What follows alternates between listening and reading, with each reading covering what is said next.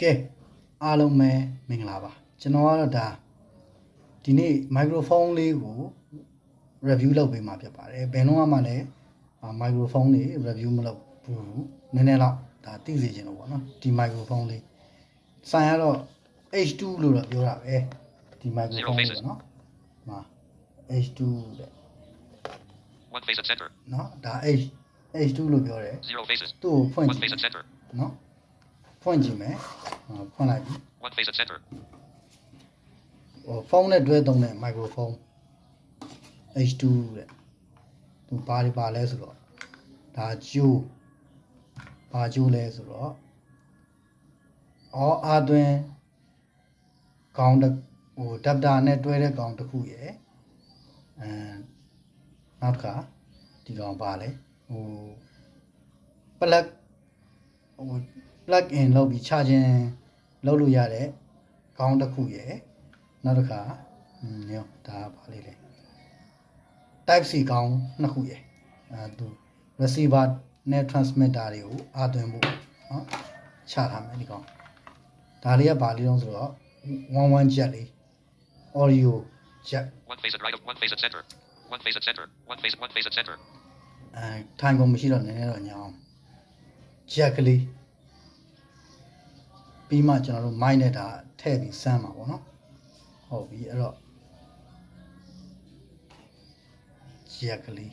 အဲ့ကလေးထည့်ထားလိုက်မယ်ဒိုလေးထွားလေးလေးနော် jet လေးအော် type C to type C one ကောင်း face at right of screen one face at left of screen type one C face at to right of screen type C ကောင်းလေးလည်းပါတယ်ဟုတ်ပြီဒီမဲ့ဒါဆိုရင်ဒီထဲမှာဒါပါလေးလေဒါကတော့ transmitter เนาะဒါ transmitter လေးtransmitter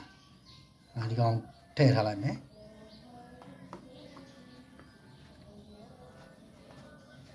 ကျွန်တော်ကတော့ဒါ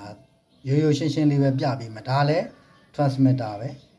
เนาะtransmitter လေးကကော်လန်ညှက်တဲ့ကြိတ်ကလေးလည်းပါတယ် power button ရယ် volume up ရယ် volume down ရယ်အတန်တိုးအတန်ချဲလုပ်လို့ရတယ်ဒီကောင်အိတ်ကလေး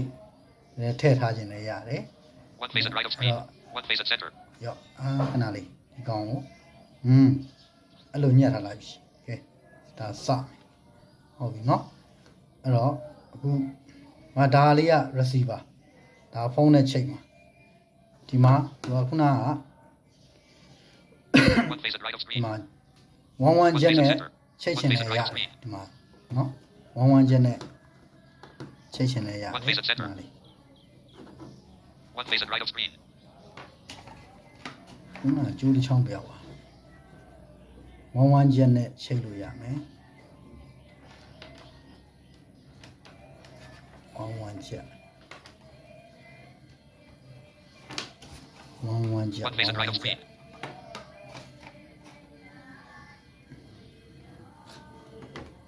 zero faces one face at right of screen ဩဗီဒီယိုကမကြတယ်မဲကြာနေတော့ပါလေချက်လေးဘယ်နှထားမိလိုက်ပါလဲဟုတ် H2 လို့ခေါ်တယ်ဒီ mic လေးက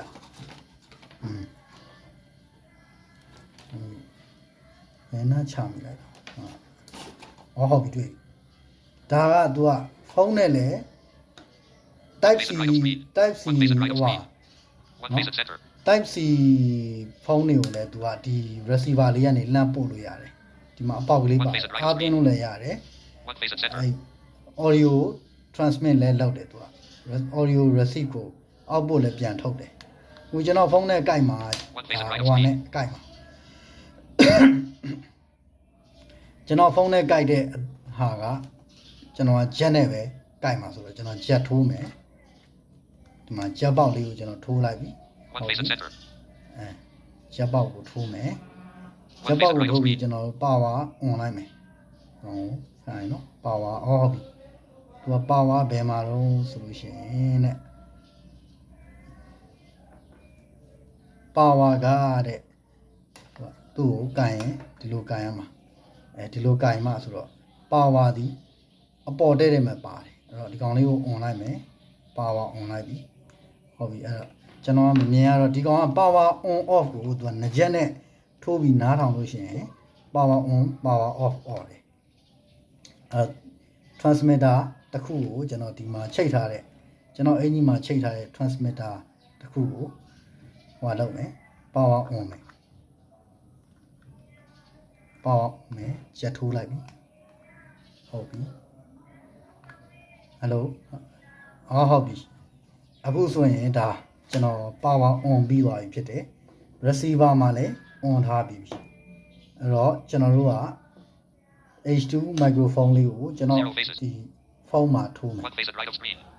0 faces. One face at right of screen. ဖုန်းမှာထိုးလိုက်တော့မယ်သူ့အတန်လေးနားထောင်ကြည့်မယ် testing H2 microphone နဲ့စကားပြောနေပါတယ် hello texting with H2 microphone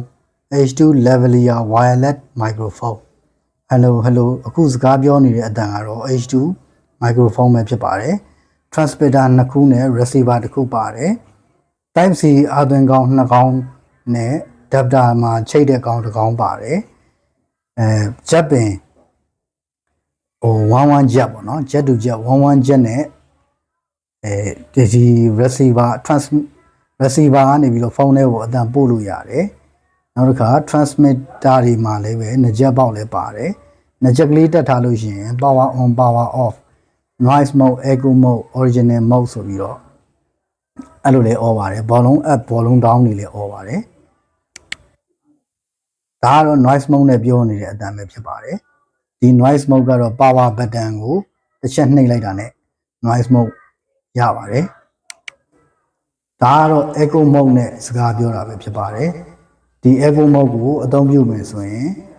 power button ကိုနှစ်ချက်နှိပ်ရတာဖြစ်ပါတယ်ဒါကတော့ original mode ပေါ့နော်သူကနှစ်ချက်နှိပ်ရတာမဟုတ်တစ်ချက်ချင်းနှိပ်သွားရင်1 2